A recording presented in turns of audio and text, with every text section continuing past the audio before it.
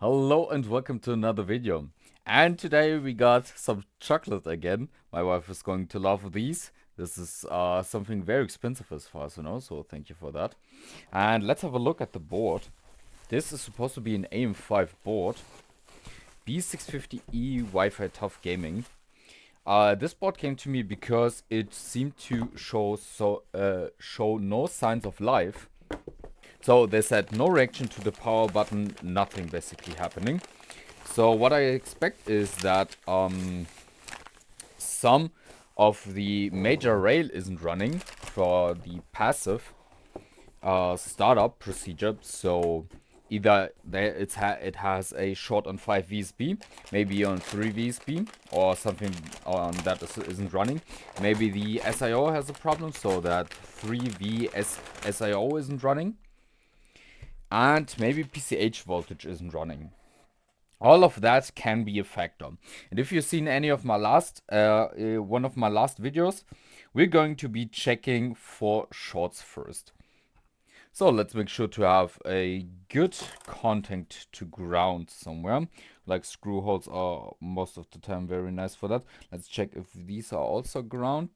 These seem to be also grounded, so let's use this one.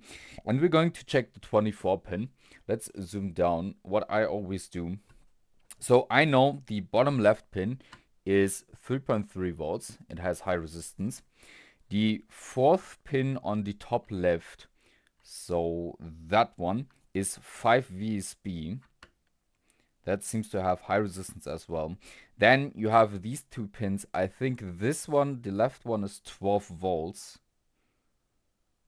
which has also high resistance. And the right one is 5 volts, also high resistance. That is the most important ones that we want for first. You could also check PS on, which is, I think, either the third or the fourth. I think it's the fourth. But that rarely is shorted, so that really doesn't matter. What we want though next is the 12 volts, the auxiliary for the CPU. So what we do, we first take a top and a bottom one and check if the 12 volts itself is shorted, which it is not. What we now do, we take one probe in the top one and then we try to probe the CPU line and see that we have high resistance. So the 12 volts is not shorted into the CPU. So these are the major rails that are on this board. So none of the major rails are shorted. So what we can also do, let's see if the BIOS battery has voltage in it, because if not, that would mean we probably have a problem on the SIO side. And this seems to be a changed battery, 3.07 volts. So that is fine. That isn't a problem for us here.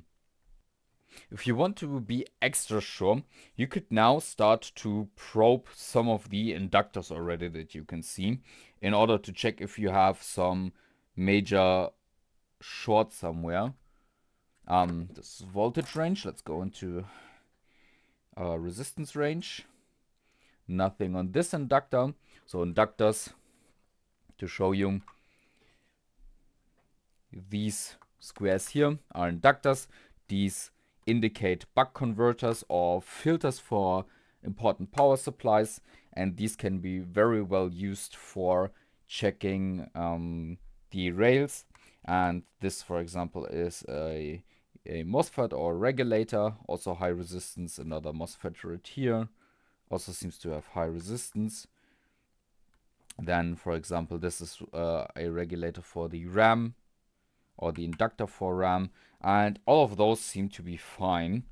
There is 3 VSB most of the time somewhere down here, but I cannot see the regulator for 3 VSB, but there's a regulator for probably 5 volts for audio and Ethernet, and that has also high resistance.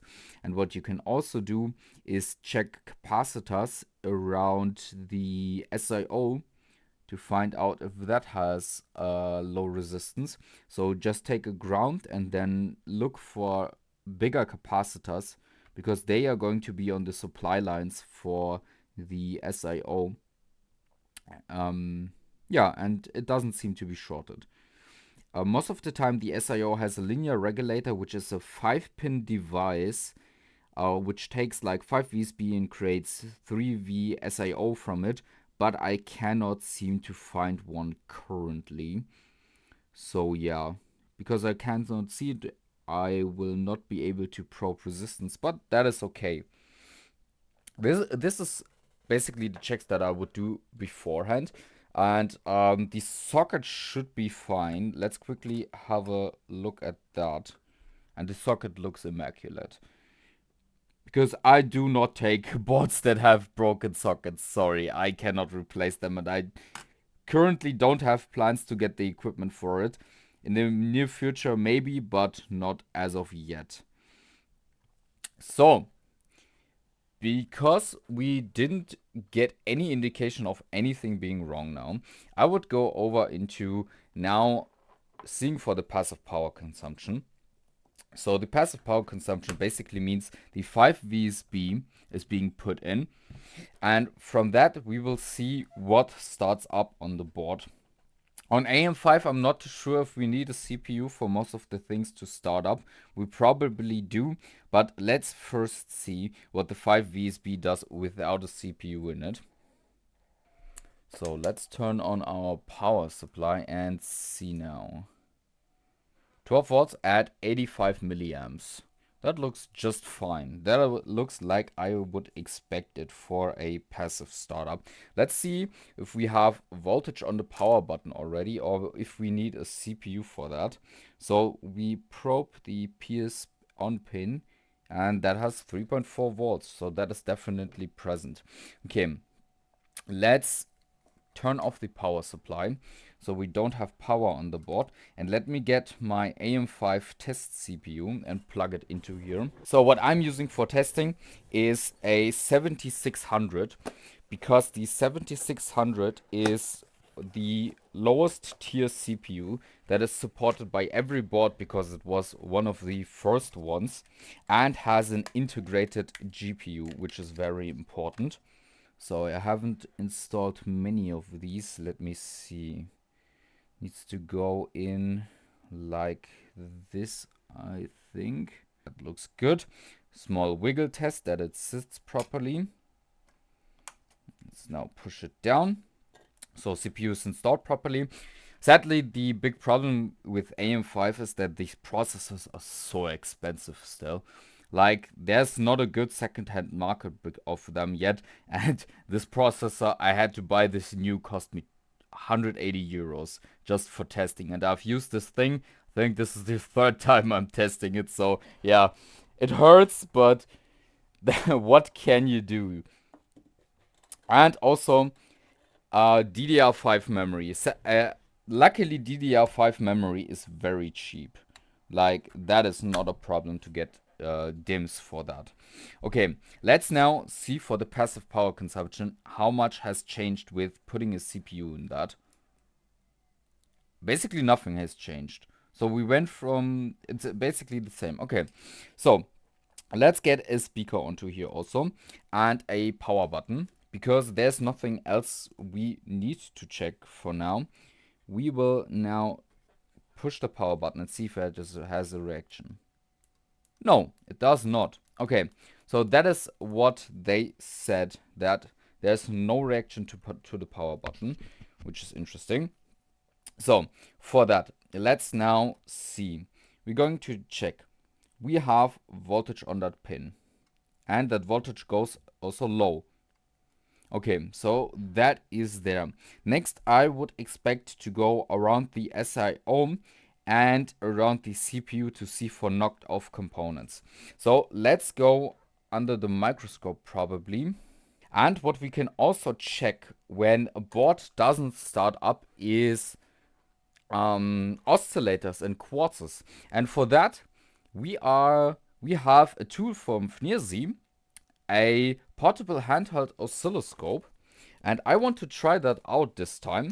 I rarely use an oscilloscope on boards, because you very rarely have to do. You have basically some quartzes that you can test, and sometimes you check the BIOS pin if the BIOS is being accessed and the PCH talks to it.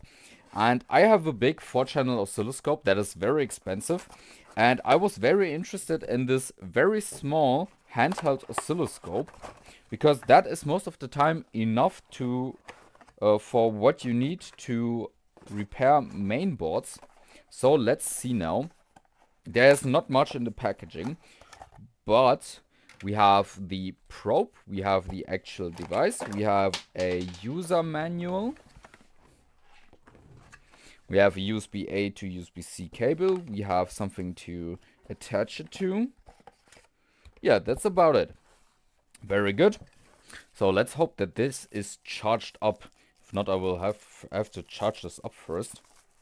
Because it is is it battery powered or is it like stationary? I don't even know. Let's find out. Oh, it is battery powered. Damn. Okay, let's go for English. Run. Ah, there's a button for OK. So signal. Oh, this is a signal generator also. I didn't know that. Interesting. Let's get rid of my ring light,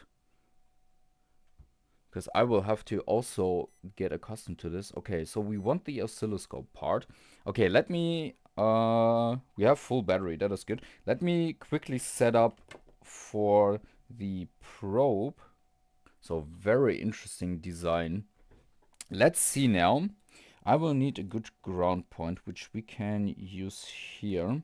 I'm not an expert with oscilloscopes. I know some basics. Let's put it to X10 and hope that is also an X10 mode. Let's got this ground clamp right here. And let's see if we get any oscillation on the oscillator next to the SIO. Let's see now. Nothing on that pin. Nothing on there. This thing has 4 pins, but I do not seem to get any oscillation. If I put it into auto mode. Okay, an auto button is always nice to have, just in case if you do not really know what you want to probe. But I don't seem to have a signal here. We just run out of battery. Let me quickly charge this and that. So we don't seem to get any oscillation on the one that is close to the SIO. I do see a DC offset, if you can see right there.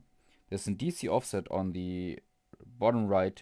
We do get some kind of frequency shown, but I don't think that is right. As you can see, we have some frequency in the top left right there, but I don't think that that is what we want to see. Let's see for some other crystals. Let's see for around the CPU. That is some oscillation. That is something that we want to see. There we go. This is the typical 32, what is it, 72K or something. And now we see a proper oscillation. So we definitely know that this is running. That is, if my camera focuses right there under the CPU one that is running. So it seems to be the bottom left pin that would have the oscillation, if anything. Okay, so the one on the SIO doesn't seem to oscillate. The one on the CPU here definitely does oscillate. That is good to see. Let's see. There's another crystal right here. That is a DC offset. Let's see on that pin. So on the other crystal, I do not get anything. So we just checked that one and that one. That one does have an oscillation, and we also checked the one on the SIO, which does not have one. There's also one under the PCH, which is very often very important. But we won't check that for now because there's still the heatsink on that, and we probably have to go around the SIO. But I wanted to show this handheld oscilloscope that it can work definitely. There's definitely some adjusting to get to this. Like, I do not know yet how to change the voltage down in the left. The voltage down in the left shows you how much volts per square that is, and the HSD 50 microseconds, how much time passes per square. And that is sometimes important to put on in order to be able to see how long your frequency time is and how high your voltage actually goes. There's probably somewhere where you can put that in, but I didn't find that yet. So yeah, Takes some adjustment to get to work with this, but the great thing is this is cheap and this is small. You only need a single channel for repairing mainboards, because the big oscilloscope that I have, a 4-channel one, which costs around 400 euros, which is way too much. This here is great if you just want to check quickly if a BIOS chip get accessed or if a crystal is running. For that, this is great. Also, this theoretically could be used for like seeing frequencies in power supplies, but then you have the problem that this is live then. But yeah, theoretically it could be used without blowing the scope up.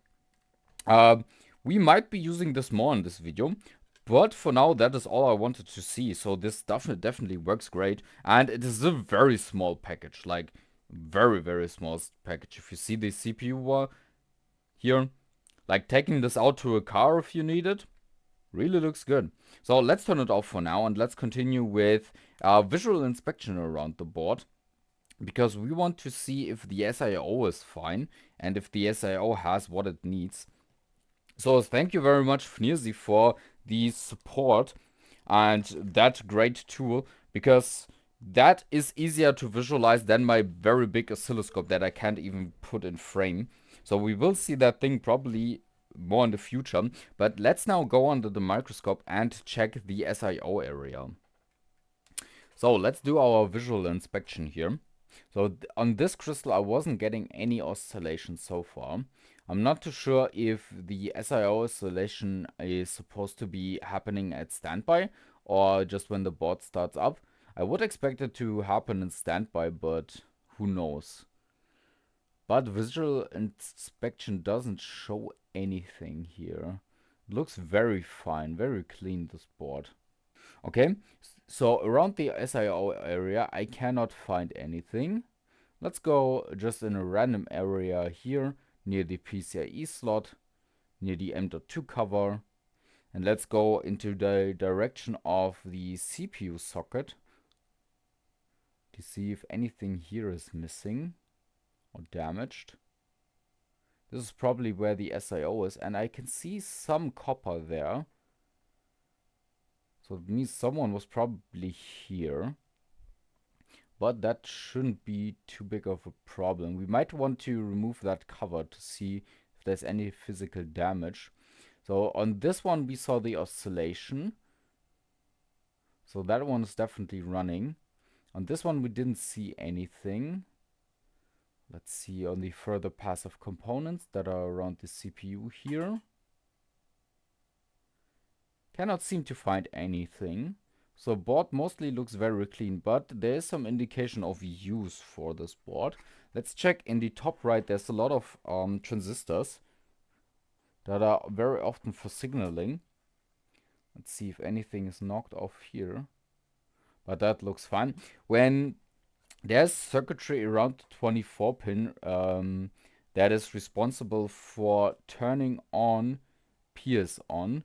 So there can be also damage here. I've had that before, that there was a broken resistor and the signal just didn't reach the 24 pin in order to turn the power supply on. But in this case, it seems fine. Cannot see anything broken off here. So far so good. Let's now check the area around the power button area. There's also some 0 ohms very often that connect stuff to each other that can be knocked off. But also this looks fine. So nothing here. So there's more circuitry close to the SIO right here. Also looking fine. Let's get the M.2 heatsink off of here in order to check what is under there, if there's any damage in that area, because that is also close to the CPU. And here's also our BIOS IC. So we have our BIOS IC right here. And let's see for the components around here. Another crystal. This crystal is for this BIOS chip that you see here. This is for flashing the BIOS while there's no CPU installed. Let's see for all the passive components around here. But it looks very clean. So really nothing to be seen here. Except for that one little notch right there. But nothing else. Everything else looks fine. I would want to check the backside of this board now. So let's turn off the power consumption. The power supply. And I would want to inspect the backside. Let me do that off camera. And if I find anything interesting, I will get you in there. So the backside didn't reveal anything. There was nothing to see there.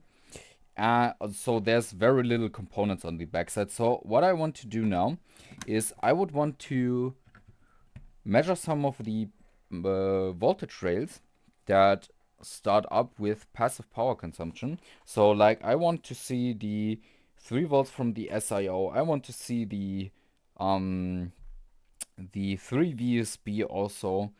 And yeah, let's probe around. 1.8 volts around the SIO. That looks very good. Let's see. That looks like 3.3 volts for the SIO. Okay, so that doesn't seem to be a problem. Let's probe this inductor. 5 volts. Okay, let's probe this inductor right here. Get nothing there. Let's probe this one. Also no voltage on this inductor. I wonder if this inductor is for the PCH here and we have no PCH voltage. That might be a thing. This is for the memory. Or maybe for... Yeah, might be the 5 volts for the memory. It also looks to be empty. Yeah, so... I would be interested in voltage for the PCH, where we can find that, and if that is present. Let's check also around the BIOS chip, if there's voltage on the BIOS chip. And I do not get any voltage around the BIOS chip. That is also interesting. So we definitely have some missing voltage somewhere. Let's get the heatsink off of the PCH and check around there then. And what could be its power supply. So let's go under the microscope once more. So let's see, this is the area where I would expect the power supply for the PCH to be. This is, I think, a USB controller, maybe. Looks a little bit like it has a hole in it, right there on the bottom right. But I don't think so. So let's go closer to the PCH then. See. Okay, this might be another power supply for the PCH. Let's check if we have anything on these inductors. So let's put the power back onto here. Let's check these capacitors I meant. Whatever this is. Nothing there. So nothing on this. Do we have... Yeah, 1.05. That's the voltage for the PCH. That was what I was searching for. Okay, so that is definitely present.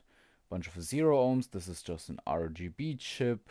A bunch of transistors, but area looks fine.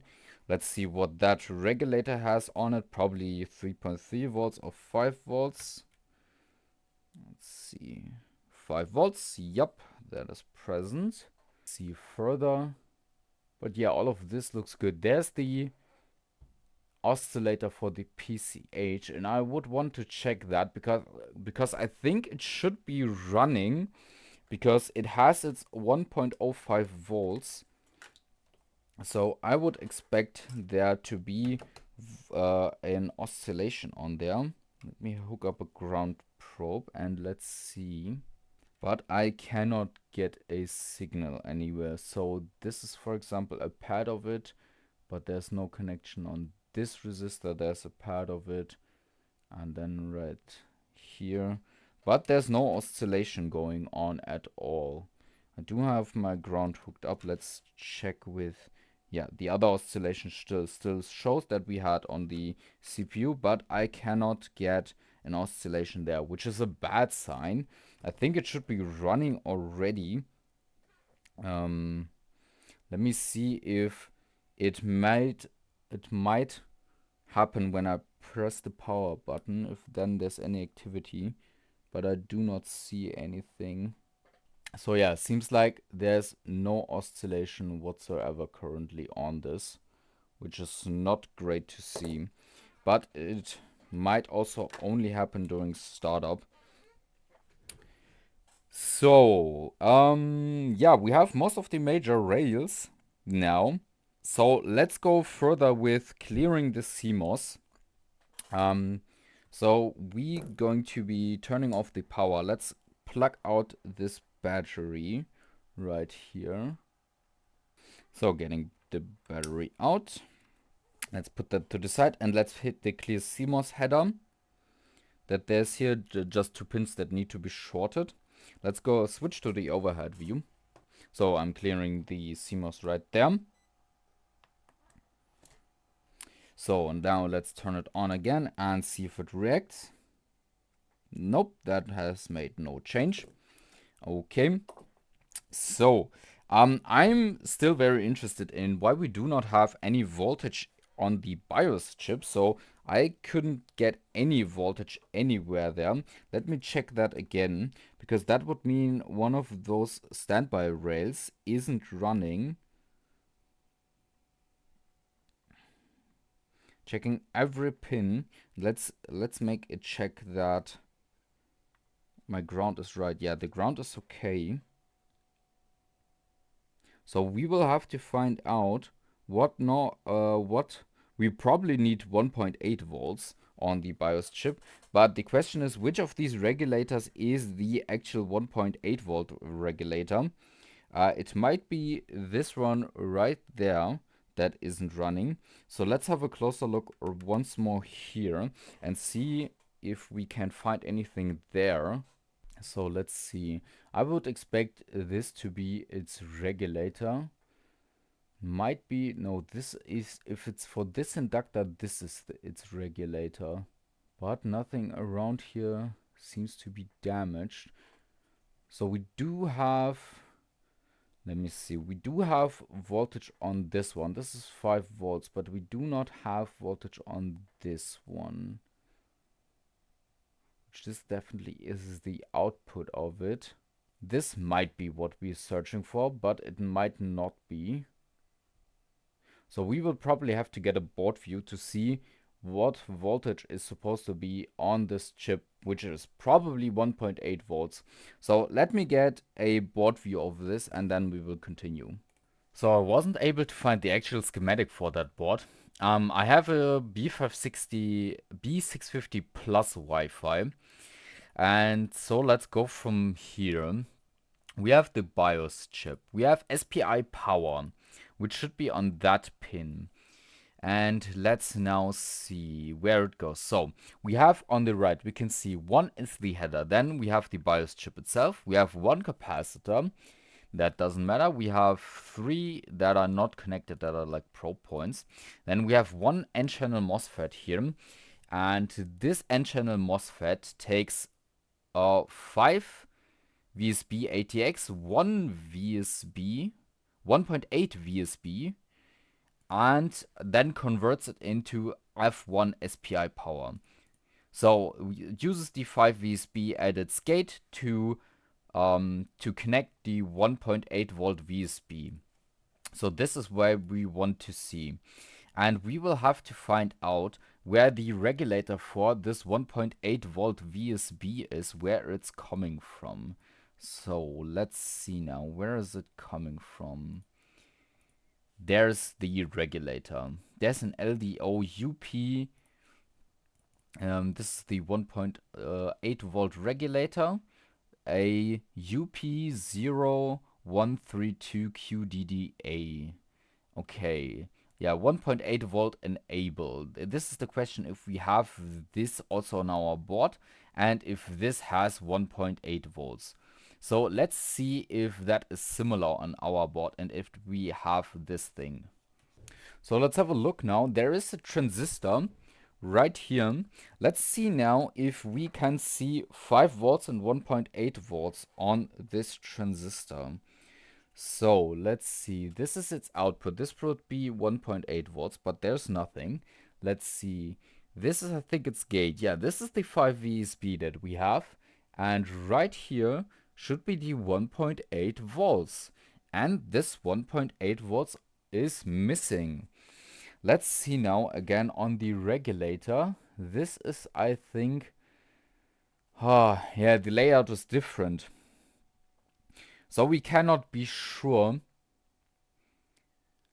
for this layout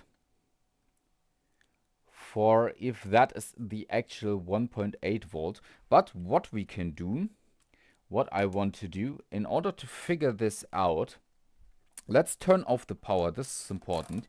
We're going to be taking our multimeter now in continuity mode. And we're going to be checking from this pin right here, from that output pin right here. Yeah, we can already see it by the trace. This is the 1.8 going there. So this pin is supposed to be 1.8 volt. And what we can do is we can supply that 1.8 volts by ourselves. And let's also check for resistance. If we have low resistance on that rail, if it's maybe shorted. But it's not. Let's also go into beep mode and we can find out which inductor should be connected here. Or if a chip is supposed to be connected here. Yeah, I think I found the chip. It is very similar. So what point I was probing is on this chip, the output. So I'm probing the transistor that we just seen and this capacitor. So this is supposed to be 1.8 volts. So this is not generating 1.8 volt VSB currently. So something in this area isn't what it's supposed to be. So let's go into a voltage range and let's see for some voltages around this thing. So we see a lot of tracks going into 3 pins right there. This I would expect would be its input side. And this input is also low. So I do not get anything there. Then we have this pin right here. This has also no voltage on it. Then we have this pin. This has 5 volts. This is, I think, the border, that pin. We cannot probe that pin easily. This resistor also has nothing. This resistor, those are that pin right there is this resistor and this resistor, and also nothing. So we have a single pin where we can see 5 volts, which is probably that pin in the bottom right. And we do not have its input. So question now is, what is its input? Because it seems like its input is this big rail right here. So we can see that. We can follow this trace all the way to here, to these capacitors and into this MOSFET right here. So question now is, do we have anything on that input of that MOSFET? Because we do not have anything on its output. Let's see now. These 3 are its input. And these also show 0. So I do not get anything there. Which also explains why we do not have anything on this. But this also comes from here. Interesting. So the question is it then maybe this regulator? So the other regulator doesn't work because this regulator doesn't work. That could be the case. Let's see now. So this regulator has 4 pins here, which are its input, 5 volts. That looks good. We have a 0 ohm here, which has very low voltage. Let's see, on this side, also nothing. So this might be its enable side. We will have to check. Might be also a feedback side, but we will have to check. So this is its output. This has nothing. Let's see. There's this resistor right here that is connected to it. And I also cannot get any voltage there on its other side of the resistor. Also nothing. Let's see. Next pin is this one right there. Also nothing. Then next pin is this one. Still 0 volts. There's almost nothing on this chip. Let's check here. Also nothing. Then on this resistor. All of these are straight up zeros, and my ground connection is still fine, yes. And this one is also 0. Let's see now on this capacitor right here, also 0. On this pin, 0. That pin right there, also 0. And this pin is connected to these two, which also show 0. And that one shows 0. So we have nothing on this chip except 5 volts as an input. So we only have this as an input. Let's see, this is ground probably, this is its gate. So why is that gate powered? Let's see, where does it come from? It comes from this area. Yeah, and this got complicated to a way where you cannot easily figure that out. So question now is, is that the regulator for the SIO that we just found there? Let's see. Is this like 3 volts? Yeah, 3.3 volts. This is the regulator for the SIO that goes down there then. So we will have to figure out why this here isn't working. So why this one isn't enabled, and what voltage it should be putting out. And then, yeah, the thing is, I saw on the schematic that it was connected to 2.4 volt rail that we might need. And this is then the 1.8 volt rail, the upper one. So we have this is probably the 1.8 volt rail. No, this feeds, no, right, this feeds this thing. This is probably the 2.4 volt rail, which feeds this thing, which then creates the 1.8 volt. And this is a 5 volt rail. The question is why this one isn't generating. So let's have a look at the schematic of the other board that we have, if that is any similar to this. So this is the 1.8 volts. And as you can see, these pins right here are a 2.4 volt VSB input. And this also has this inductor, and this is also connected to a MOSFET right here. So this looks very similar to what we have. And this is then probably the down converter TPS 5139. So this takes 5 volts, I think, here. Yeah, 5 VSB takes for the 2.4 volts. And then there's the output phase that we have exactly like that. And we will have to check if that enable signal is there, because, and that VCC might be important. But we have the input here. So we will have to check this pin right there, if it has its enable signal. Where is that coming from? That is from a resistor.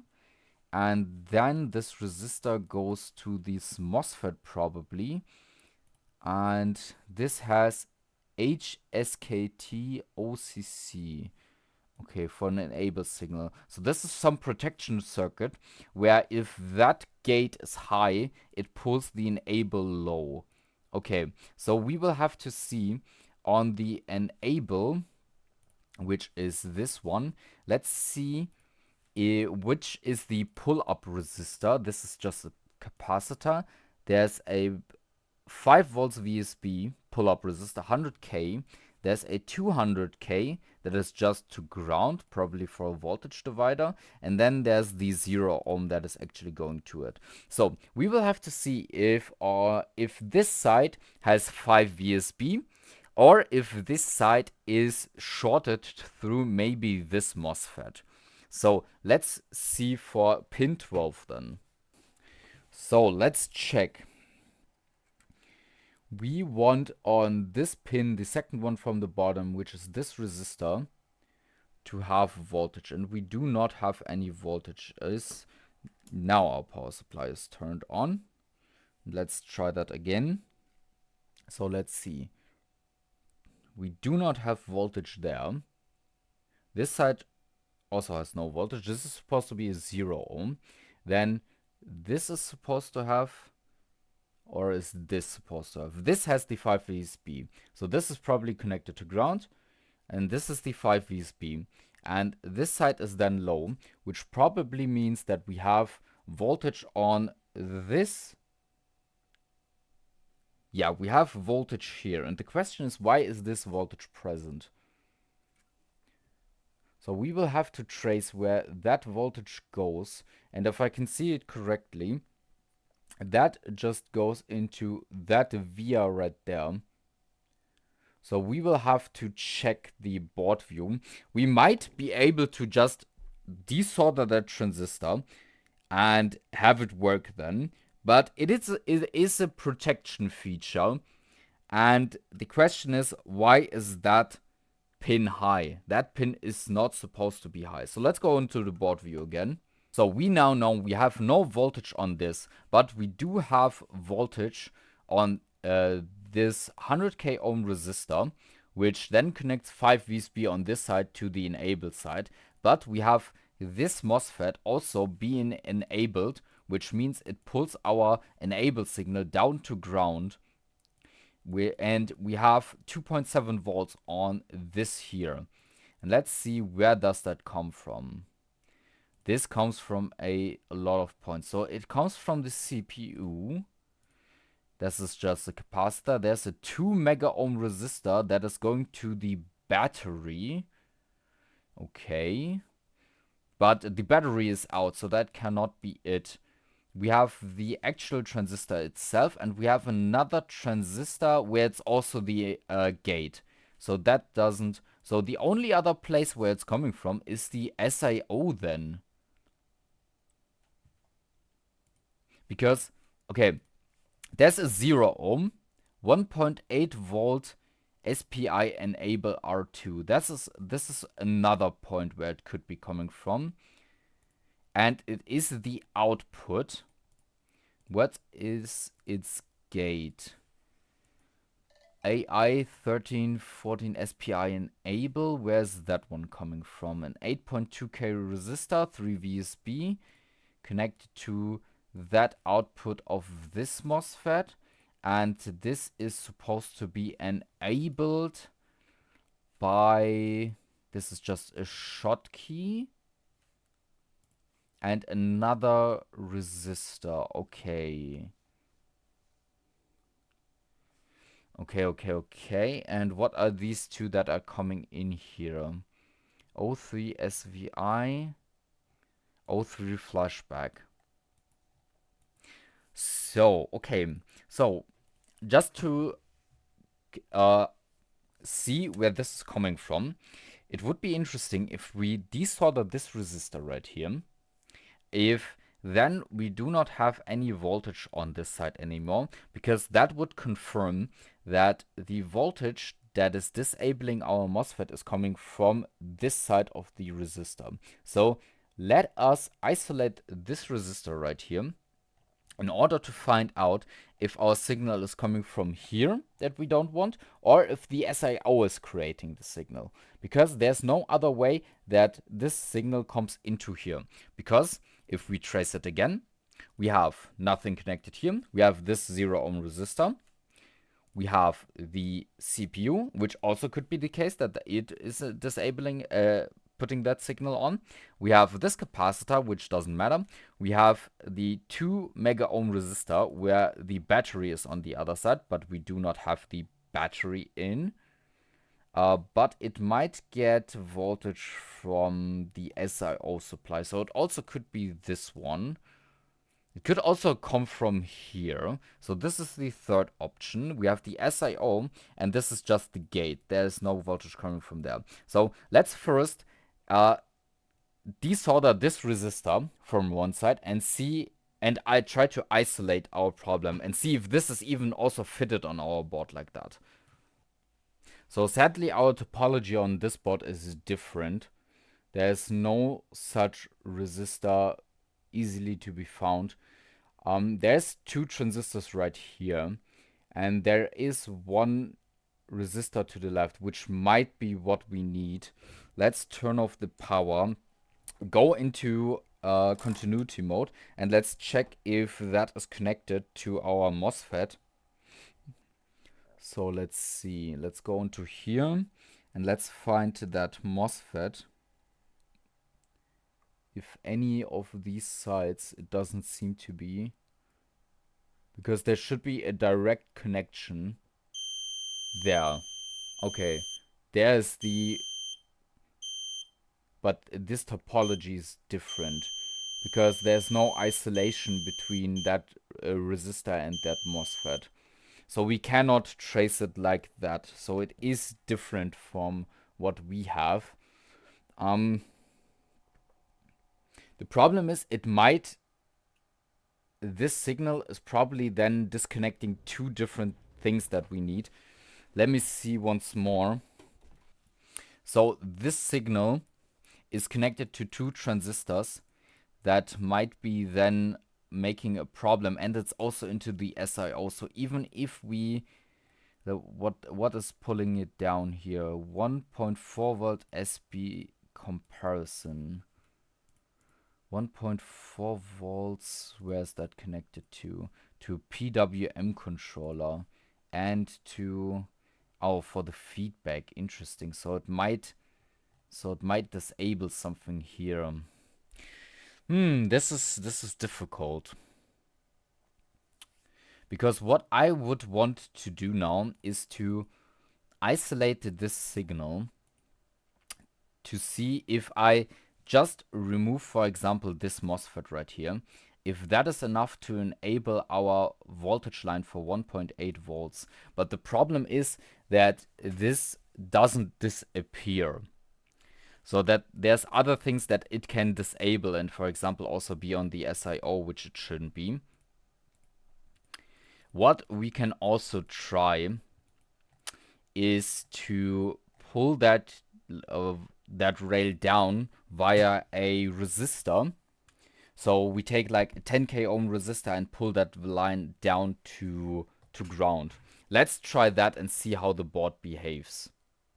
So to explain what we're going to do, I have a 10k ohm resistor connected to ground, and we're going to be pulling that signal low by ourselves, and we're going to be simulating what would happen if that transistor is not pulling the enable down. And yeah, let's see. So we have instantly more power consumption. What you can see, we have 110 milliamps, and I would almost be certain that we now have a reaction to the power button. Let me connect a power button and let me try that again. So pulling it down right there, pressing the power button, still no reaction to the power button. Interesting. I would have expected us to have a reaction to the power button now. But there seems to be more wrong. I mean, there's a reason why that signal is how it is. I want to check with the multimeter also what kind of voltages we now have, if things are starting up now or not. So let's see. We're going to be connecting this one. Now we have the higher power consumption. Let's see. We have 2.4 volts now, right there. And let's see, do we have the 1.8 volts? We have 1.8 volts now. So that works like we expected it to. And yeah, the question is now, do we have voltage here? Yeah, we have 1.4 volts there. The question is now, why is now it's not reacting still? Interesting. So there seems to be a more underlying issue here for something else. So we found why our voltages are not running. is because of that one rail that is up. But the question is, why is that rail up? So where is it coming from? So it's very weird. When you press the button for the flashback, this also happens. So that also gets disabled when you press the button for the flashback. But that might be normal. Now it turned off. Okay. So that 0 ohm resistor that we saw is probably so that the flashback function can also work and disable that signal. So I think it's either coming from the CPU, that signal, or from the SIO. We can isolate that. Let's take out the CPU then and see if that signal is still present then. But it should be, because without a CPU in here, we had the same power consumption. So it's probably then not coming from the CPU. Let's see, is that yeah, that 2.7 volts is still there. So those 2.7 volts probably come from the SIO itself or from the battery. But why could the SIO do that? What is missing for the SIO?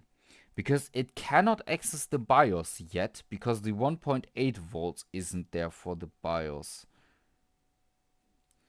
But why does the SIO disable our signal right there? Let's see again around the SIO if we can see anything that looks off. What I could also try is do the same thing but connect the BIOS battery and see if that makes a difference in anything here. But it looks all so clean. There's just nothing I can find. So it's a couple of hours later, and I think I found what is wrong with this. So have a look. This is the signal that we were tracing, why it wasn't being pulled low. So I now know this resistor here is connected to this chip. This chip is responsible for being able to flash the board. So being able to flash it without the processor in it. So it is able to pull down this line in order to turn on the 1.8 volts for the BIOS chip. So it can do that without a processor. There's also the SIO, which I cannot say that it is not able to pull this low or high. So I do not know if it just monitors this line or if it has access to that line. But what I then thought is, let's check this connection from there to here. So let's do that under the microscope. So let's see, it's the top right pin, the toppest right pin that we can see there. So I'm going with one probe onto that transistor that we saw where I always pulled it low. And the other side is going to be attaching here right now. And we get nothing. There is no connection between these two. You know what brought me here to this realization? Normally on AMD, as soon as you plug in a CPU, the passive power consumption changes. And it did not happen on this board. And I only later realized that. I realized that, but I didn't acknowledge it. And only later, when thinking about it, I acknowledged that it should have changed. The board does not recognize that there's a CPU in the system. So what I further did, let's plug a CPU into here.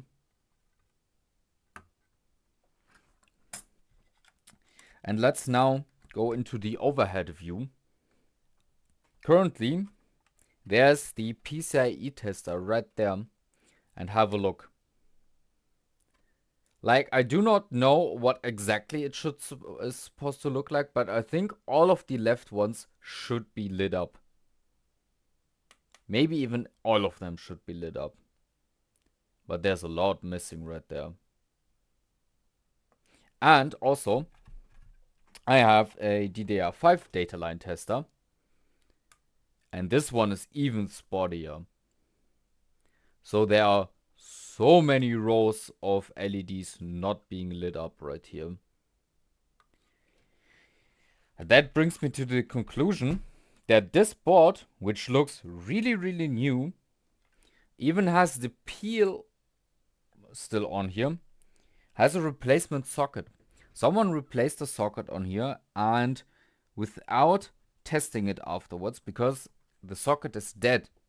That is what is the problem on this board. The board does not recognize that there's a CPU plugged into there because the socket doesn't sit properly on this board. Took me so long to understand that. But now we have good evidence with that one pin not being pulled low by the CPU and seeing the data lines of all of these. This took me so long to understand that that is the problem, because the socket looks immaculate. The only thing on this board that reminds me or tells you that it's been heated up. So there's no bulge capacitors. This thing here is intact. I don't see any burnt plastic, nothing. The only thing that kind of looks like that is this at the back. Is this sticker. I don't know if this sticker is supposed to look like that, but it kind of looks like it's been heated up. This is the only thing that I can see to have any marks of anything being heated up. So I cannot believe it. That person, so the viewer that sent this in got scammed on this board. They didn't know that there was a changed socket on here. I cannot believe how long that took me to realize and find out what is wrong with this. I sadly cannot replace the socket, but it was so interesting. I've learned a lot about how AM5 starts up and how some things are wired and in which order they are supposed to start up. But this board really got me stumped for quite some hours. I had to think a long time about this, why this was like that. But yeah, I really enjoyed this repair, and I really enjoyed this tool also. So FNIRSI, thank you once more. I really like that small handheld oscilloscope.